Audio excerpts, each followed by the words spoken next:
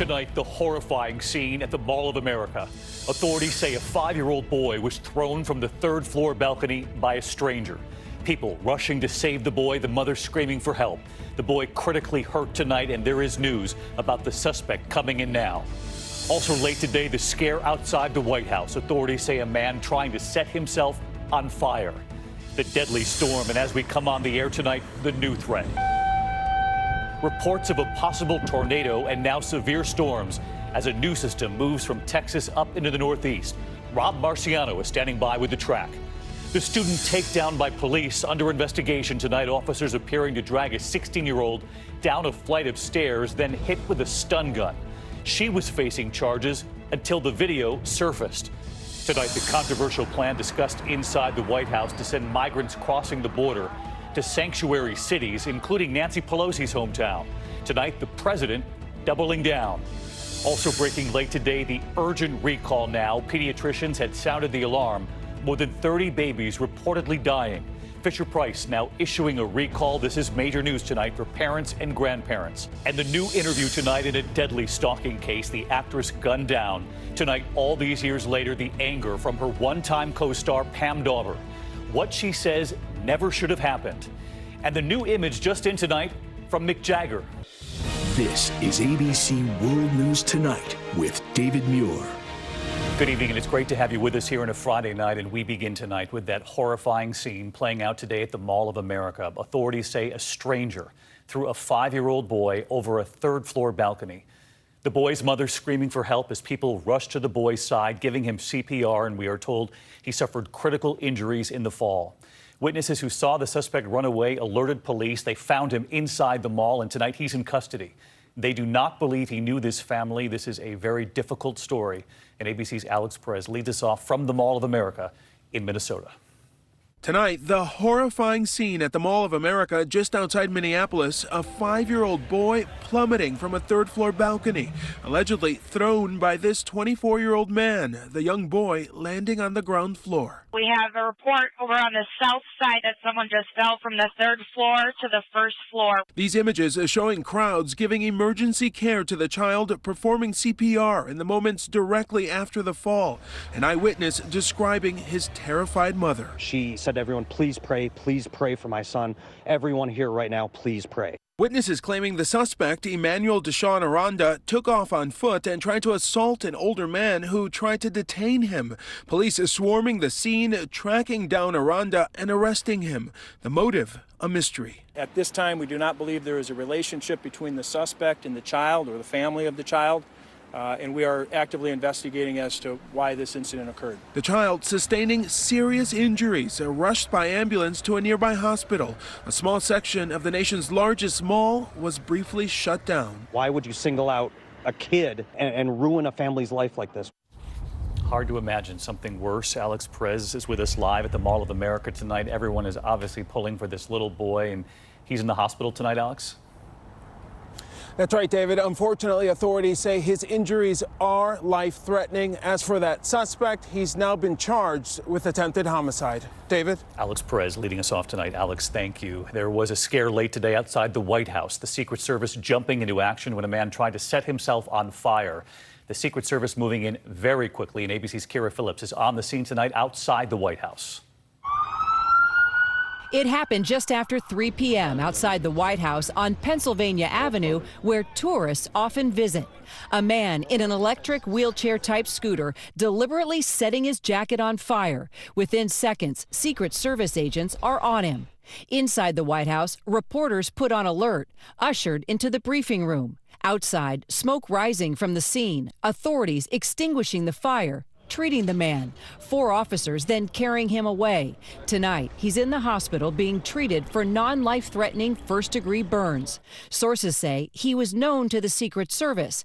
They'd seen him around before. We're told he had no apparent political motive and was only out to harm himself. All right, so let's get to Kira Phillips. She's live on the scene outside the White House tonight. Thankfully, no one else was injured. Kira, no one at the White House was put in harm's way, but it once again shows what the Secret Service does every day. That's right, David. The Secret Service immediately jumping into action right here where I'm standing. And they've been under intense spotlight since that intruder breached checkpoints at Mar-a-Lago, you may remember. So today, extreme caution was standard protocol, David. Kira Phillips and her team on the scene. Kira, thank you. We are also following a major storm system on the move this Friday night, and now the new threat. Tornado sirens sounding there. The warning in Mason, Ohio. This scene repeated elsewhere today. Ominous clouds over Covington, Kentucky tonight, and damage from straight line winds in Warsaw, Kentucky. The threat from Texas all the way up into the Northeast tonight. And Rob Marciano has the track. Tonight, tornado sirens sounding the alarm northeast of Cincinnati. There's another one. A possible twister touching down in Clark County, Ohio, as severe weather with damaging winds sweeps across the Ohio Valley. That wind came through and really destroyed that addition to this home, took off part of the roof there, and then the roof landed in the neighbor's driveway. Southwest of Cincinnati, straight line winds gusting to 80 miles per hour, flattening structures. East of Dayton, Ohio, trees toppled, trailers overturned. Saw a big dust cloud coming towards the house. Then the house started shaking, and so I decided to bail out of the upstairs. The same system bringing dangerous lightning to Chicago overnight. It's the second major blizzard in less than a month, bringing more than 2 feet of snow to parts of the plains. In Minnesota, the State Patrol responding to more than 500 crashes as the storm moved through. So let's get right to Rob Marciano. He's live in Washington, D.C. tonight. We know the Mid-Atlantic is part of this path tonight. This system on the move, Rob. Yeah, we're still dealing with this blizzard. The front part of it has yet to push through the east. Here it is on the radar scope. We do expect rumbles of thunder here in D.C. tonight as that front pushes east. And it should be clear of the New York-Boston area by the morning, but it's going to be very, very slow clearing throughout the day. Then we reload the atmosphere with the next system. That's going to target the south. It will tap moisture of the Gulf of Mexico. A rough afternoon for Houston up through Little Rock, Memphis, with Shreveport seeing the bullseye. The highest tornado threat there could be a damaging day on Sunday. We lose the red, but we stretch out the zone. Tallahassee, Atlanta, you're in the middle of it, all the way up through Pittsburgh. Damaging winds expected then. Likely to be a wild weekend. David needs to stay weather aware. All right, we'll be tracking it tonight, tomorrow, and Sunday. Rob will be watching. Next, a new surveillance video surfacing tonight of a troubling scene inside a Chicago high school. At first, a student was charged, but then the video surfaced telling a different story. A police officer is seen grabbing that 16-year-old student, throwing her to the ground, then dragging her down the stairs, later hitting her with a stun gun. Battery charges against the girl have been dropped tonight, and ABC's Steve Osunsami on what comes next. Lawyers for the teenage girl seen in this newly released surveillance video from a Chicago high school say the pictures show that the police seen tackling her down a flight of stairs lied. The 2 Chicago police officers in this January incident originally said that 16-year-old Denigma Howard started fighting with them first and fell down the stairs in the scuffle.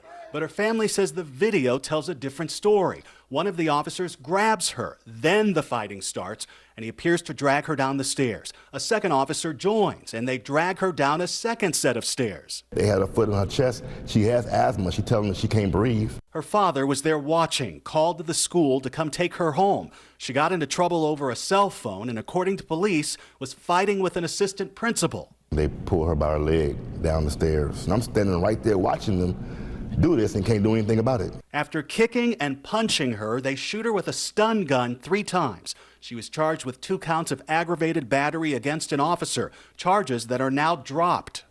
Steve Osunsami with us live tonight. We know those felony charges have been dropped, as you just reported there, and now those officers have been reassigned, Steve, while this investigation gets underway? That's right, David. The 2 officers have been removed from Marshall High School, but they remain on the force.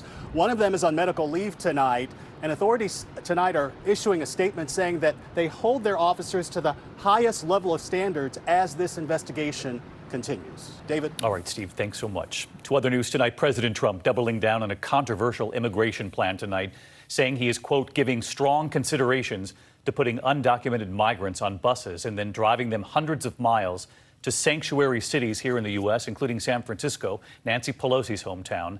Initially, the White House this morning saying talk of this so-called plan had gone nowhere. But then the president making it clear today he is considering it. ABC's chief White House correspondent Jonathan Karl tonight.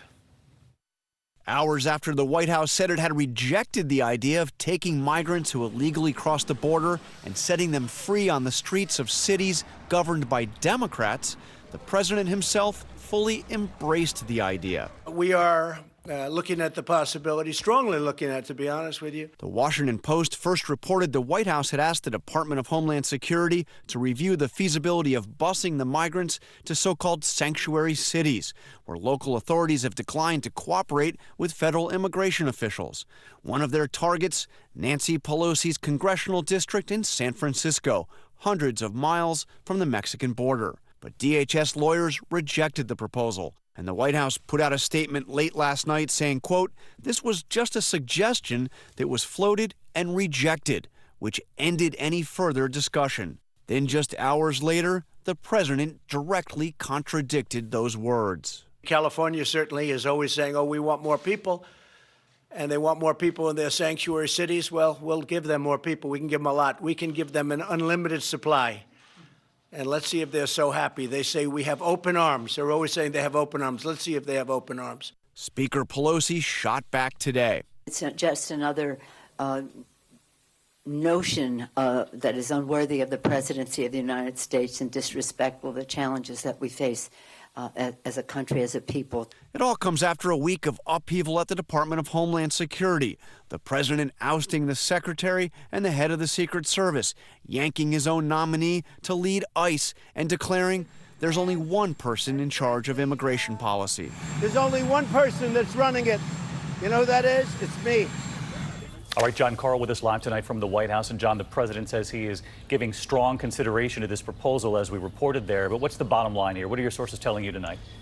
Despite the president's words, officials at the Department of Homeland Security remain opposed to it and are not moving forward. As one senior DHS official told ABC News, quote, the president may be seriously considering it, but DHS is not. David? John Karl tonight. John, thank you. There is a major recall of a popular sleeper that so many parents and grandparents have in their homes. We have been reporting on this here. Fisher-Price is now recalling its Rock-and-Play sleeper. It's reportedly been linked to the deaths of more than 30 infants since 2009. But pediatricians had sounded the alarm about rollover issues, babies turning onto their sides or stomachs while unrestrained. And so today, Fisher-Price now officially recalling the sleeper. They will issue a refund or voucher. There's also developing news in that sweeping college admission scandal tonight. A new guilty plea at this hour. Mark Riddell is a Harvard grad accused of taking or changing ACT or SAT exams for the children of those wealthy parents. He pleaded guilty to mail fraud, conspiracy, and money laundering. Court documents claim that actress Felicity Huffman was one of the parents who used Riddell's services. He allegedly flew to Los Angeles to proctor the SAT for her older daughter in 2017. Next tonight, to new reporting about that stalking tragedy that stunned America and led to sweeping new laws in this country. Actress Rebecca Schaeffer, a rising star at the time, was shot and killed by an obsessed fan at her front door. The case still haunts this country 3 decades later, and tonight the new interview with one-time co-star Pam Dauber, why she is still so angry about something that happened. Here's Matt Gutman.